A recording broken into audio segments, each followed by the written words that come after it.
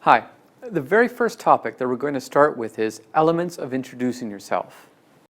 This is a fairly basic topic, but we thought it important to begin with, because this is usually how all communication begins between strangers. That's right. People want to know who they are speaking to, what their background is, and possibly the reason for the meeting. The environment and the format in which a meeting occurs, such as a face-to-face presentation, an online pitch, or a board meeting, and the number of participants influence the language choice for introductions. Additionally, the language you choose will also influence how a meeting proceeds. Let's make a simple comparison first between an informal introduction and a formal introduction when you first meet someone. Hi, I'm Delian. How's it going? Hi, I'm Sean. Nice to meet you. That was a simple, informal greeting and introduction and wouldn't be appropriate in a more formal situation. Greeting and introducing yourself to a stranger in a formal business setting would sound something like this. Hello, I'd like to introduce myself. My name is Sean McMinn and I work for the Hong Kong University of Science and Technology. Oh, how do you do, Sean? I'm pleased to meet you. I'm Delian Gaskell. I work for Duke College, a small liberal arts college here in Hong Kong. Here's my card. Oh, thank you. Oh, thank you very much. You'll notice that in the more formal introduction, we both stated our full names and where we work. Actually, Delian also made a point of using my name when she acknowledged my introduction and then made a point of saying her own first name very clearly so I could catch it before then stating her full name. This is considered common practice and very polite in business contexts around the world. It shows that you are interested in the person who has introduced themselves to you and that you're making an attempt to remember their name and are trying to make it easier for them to recall your name. Remember that in business settings, people will often want to quickly know who they are speaking to and what their background is or what company they represent. You probably also noticed that we shook hands. The person introducing themselves will be the one who puts forward their hand so the two people can shake hands. Shaking hands is considered very polite and is a tradition that is often expected in introductions between both genders, not just between two men. In China, an exchange of business cards is also frequently performed after the first introduction, so business people from outside of Asia need to remember that in addition to the handshake, extend your business card using both hands is also extremely important when you first meet a formal business contact. In comparison, in the informal introduction, we both simply stated our first names and used casual expressions like, "How's it going?" and "Nice to meet you." Both of these expressions would be too informal for an initial first meeting in a business setting. We also did not shake hands in our informal introduction, as this isn't expected, nor did we exchange business cards. In fact, sometimes it's better to be more formal in your first interaction with a stranger in a business setting. Remember that first impressions are very important, so being polite and formal during first introductions could make the difference between making a positive first impression leading to a fruitful business relationship or making a negative impression in which this will be your first and last meeting. Okay, next let's talk about what happens once you've introduced yourself to a stranger in a formal setting.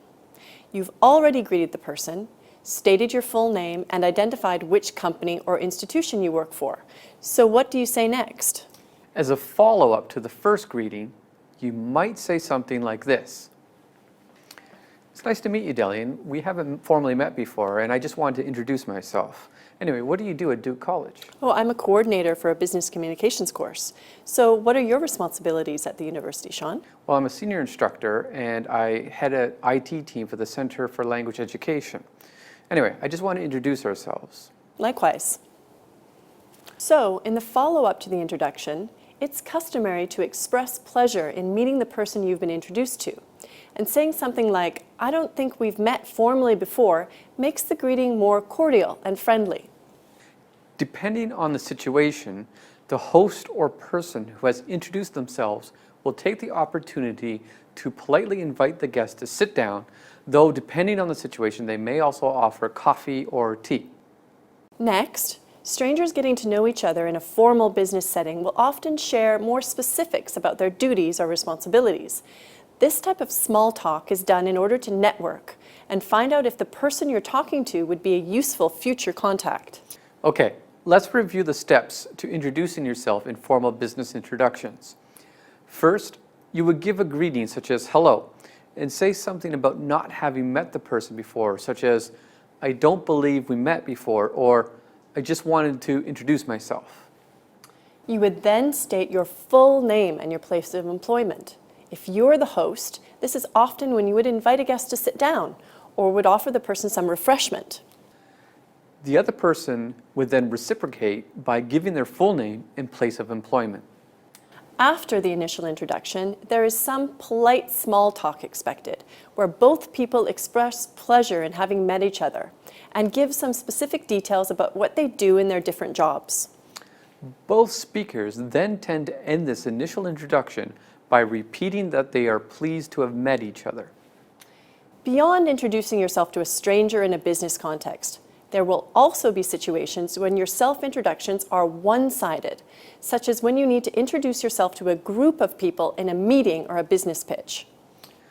When you need to introduce yourself to a group of people, like in a meeting, you may be asked to provide specific information, but other times you'll be free to choose the information you provide about yourself. Let's go over an example scenario where the self-introduction details are your own choice. In addition to being polite and providing key information about yourself, such as your full name, title, and place of employment, you will also need to quickly state what the purpose of your talk will be. Again, let's make a simple comparison first between an informal self-introduction and a more formal introduction when you first introduce yourself to a group of people. In the first example, we'll see someone making a short self-introduction that is quite informal. Hi everyone, I'm Derek Evans. I'm from Camden Cross Marketing Firm in Hong Kong. I'm here today to talk about our new online marketing platform. Now let's look at a more formal self-introduction. Good afternoon, ladies and gentlemen. My name is Derek Evans. I'm an online marketing specialist representing the Camden Cross Marketing Firm in Hong Kong. Today, I'll be illustrating how our company's new marketing platform will make a positive impact on your company's online sales. As you can see, just as with the introductions you make to one other person, you begin your self-introduction with a greeting, and then you give your first name, followed by your full name. In the informal self-introduction, this greeting is casual, something like, "Hi everyone," while in the formal self-introduction, a more suitable greeting is "Good afternoon," or "Good morning" or "Evening," depending on the time of day. In a formal self-introduction, you would also stay away from using contractions such as "I'm," and instead would say "I am." In fact, it would be better to use a phrase like, "My name is." Right.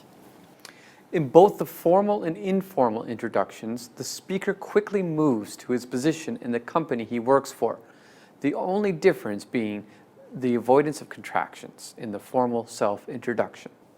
The final part of the self-introduction to a group of people is to state why you're here. In the formal self-introduction, again, the speaker avoids using the kinds of contractions he uses when he's speaking casually. But you'll also notice that the politeness and the specificity of the language and vocabulary used in formal speaking makes the phrasing longer.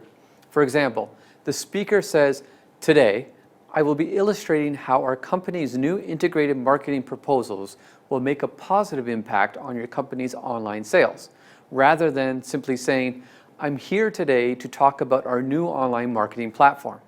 In English, speaking formally often requires more language to be used in order to provide your audience with the type of polite register and specific information expected, especially in business contexts. There is a myriad of other potential situations you might find yourself in while conducting business in English. However, introducing yourself to a stranger and a group of people in a meeting are two situations we hope you will now have more confidence in mastering.